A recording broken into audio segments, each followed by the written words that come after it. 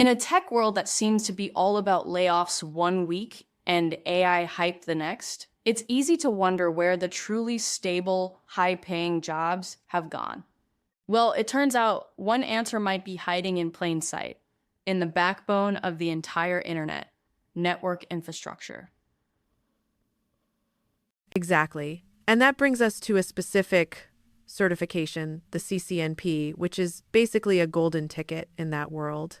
It stands for Cisco Certified Network Professional, and getting one proves you've mastered the kind of advanced networking that big companies are desperate for. And that desperation translates to cash, right?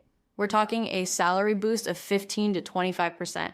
In the US, that means an average salary of $92,000 to $108,000 a year.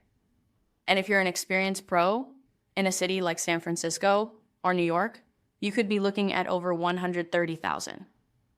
Well, that's because those companies are paying for insurance. They pay premium rates for these specialized skills because every single minute their network is down, they are bleeding money. Having a CCNP certified expert on staff isn't a luxury. It's a critical defense for their bottom line. I see. So it's not just about getting a shiny certificate to put on your resume. It's about being the person who directly prevents a company from losing thousands or even millions of dollars. It's about business continuity. That's the core of it. The CCNP isn't just a badge, it's a guarantee you have the skills to protect a company's revenue stream. That's why they pay for it. Right. The value employers place on these advanced networking skills is crystal clear from the salary figures. So let's get into it. What exactly are these specialized CCNP roles that command such high pay? The list is pretty long, actually. When you get a CCNP, it opens up a whole bunch of career paths. You could be a network engineer, the person literally building and fixing the complex networks, or you could be a network administrator who handles the day-to-day operations. And there are more specialized routes too, like a network security engineer, who's basically the digital guardian of the company's data, or a systems administrator who makes sure all the servers and networks are talking to each other properly. And when we look at this internationally, the earning potential is still strong, though with some differences. The US averages around $101,000. Canada is right behind at about $99,000. But the UK is a bit lower, around 78,000. It's interesting to see that data. It shows that while the US market might lead in raw numbers, the demand for these skills is definitely global. The salary might be a bit lower in London than in San Francisco, but it's still a very competitive and lucrative career path in Europe and Canada. Indeed, the global demand is clearly there. But let's zoom back into the US for a moment. How do those specific job roles and, say, your years of experience actually influence the salary you can expect? Oh, they're huge factors. It's not a flat rate. Your specific role makes a massive difference. For example, a network architect, the person designing the entire system, is going to earn significantly more than a junior administrator. The same goes for a network security engineer, because security skills are at an absolute premium right now. And what about experience? How does that change the numbers? It's a steep curve.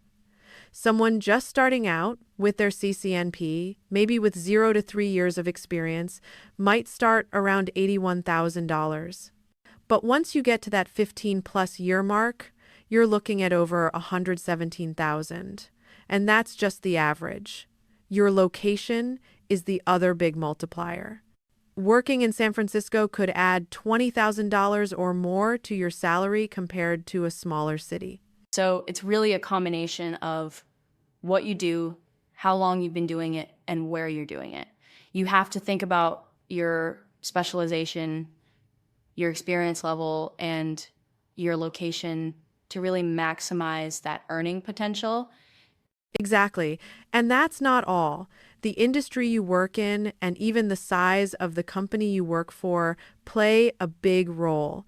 That makes sense. I'd imagine some industries are more dependent on flawless networks than others. You got it. The financial services industry is the perfect example. They often pay top dollar, with salaries pushing past 110,000. Why? Because a millisecond of downtime in a trading system can cost millions. They cannot afford failure. IT services and telecom are also very high-paying sectors. So if you have a CCNP, heading into banking or finance is a smart move. What about specialization? That's another key lever. If you specialize in high-demand areas like security, data center, or cloud networking, you're going to command a higher salary. It's simple supply and demand. And it's not just about your core certification. If you're at a large company, a Fortune 500 firm, they'll often pay 10 to 30% more than a small business. And if you have a master's degree on top of your CCNP, that can add another 5 to 15% to your paycheck. It all stacks up. It really paints a clear picture. To wrap this all up, it seems like the CCNP is less of a single destination and more of a powerful toolkit. Your final salary is a direct result of how you use that kit. That's the perfect way to put it. To sum it up, getting the CCNP is a proven path to a significant 15 to 25% salary increase, with U.S. averages hitting that $90,000 to $100,000 range and top earners going much higher. But your final income really depends on the strategic choices you make. Specializing in a high-demand role like security, gaining years of valuable experience, choosing a high-paying location or industry like finance, and continuously building on your skills.